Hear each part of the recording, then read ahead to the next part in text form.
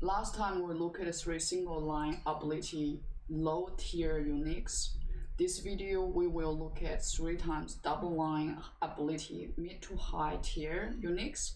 Last video I introduced scale-based matrix for stats ability and support ability. Each ability line has a separate scoring. For a double line with support ability, the max points is 16. Once we have a final score, we will look at trimming final score.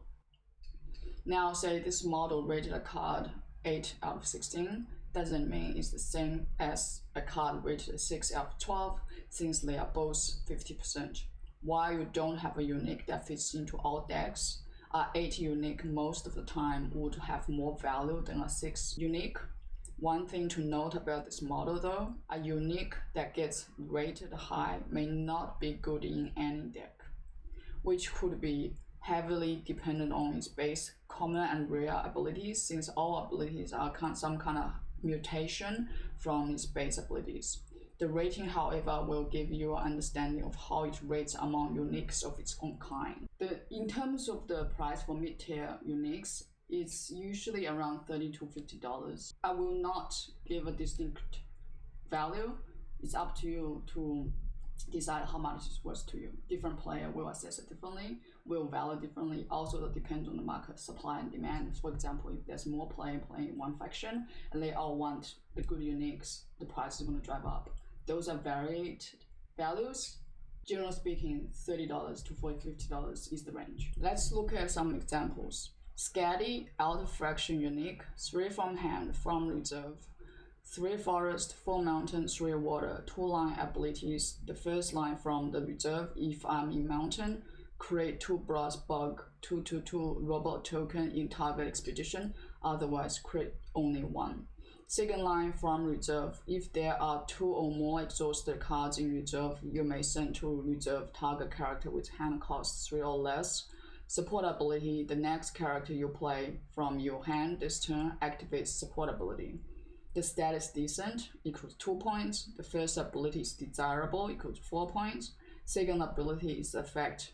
The effect is 4 points, but the condition to trigger is very hard to achieve.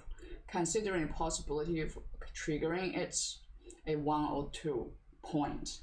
I'm going to give it 1 because even though it counts both players reserve, but you can all have 4 cards in total in reserve unless you have the landmark, which is up to 5 or 6, depends if both players are playing it. You play it from reserve, which means it's already down to 4, down to 5 or 3. The other 3, because you play in the afternoon and all the exhaust card wakes up, it becomes not exhausted in the morning. So the chance of there are 2 exhausted cards in the afternoon is pretty low.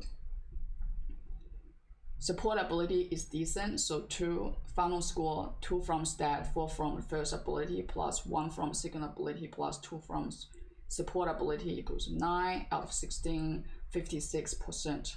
Let's apply trimming. Since our abilities are triggering from reserve and we want it to play from reserve, let's drop support ability scoring and the second line effect. That's stat plus first line 6 out of 8, score in trim total 75%.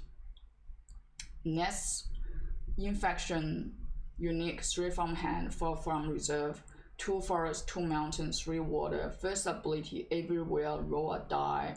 On a 4+, draw a card, otherwise resupply. Second ability, you may discard a character from reserve. If you do, you may discard target character with hand cost 3 or less, no support ability. Stat is bad in comparison to mana cost, equals 1 point. First ability is card advantage, desirable, equals 4 points. Second line effect equals 4 points. It requires to discard a character from reserve, not any card.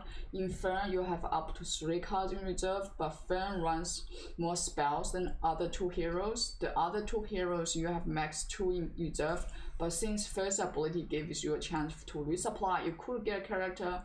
Depends on how you rate the probability of this ability to meet its condition to trigger. It could be a good 3 points or 4 desirable. I will give it a 4 given the chance is high. Final score 1 plus 4 plus 4 equals 9 points out of 12, 75%. Both ability max, no trimming required. Now let's look at the third example. The machine in ice. Auto fraction unique. 2 from hand, 2 from reserve, 4 forest, 3 mountain, 4 water. First ability, at dusk, unless you control 2 or more plants other than me, send me to reserve.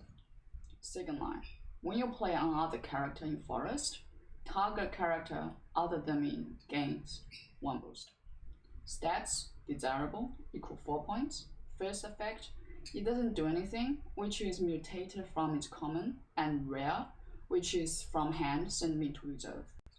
It is decent, equal 2 points. Why isn't it 4 points? It doesn't add value, it just overrides its downside on its base design. If you were to anchor it, if you don't have 2 other plants, it will override its anchor and go to reserve. The second ability is desirable, equal 4 points. Total score, 4 plus 2 plus 4 equals 10 points out of 12, 83.33%. No support ability, no training required.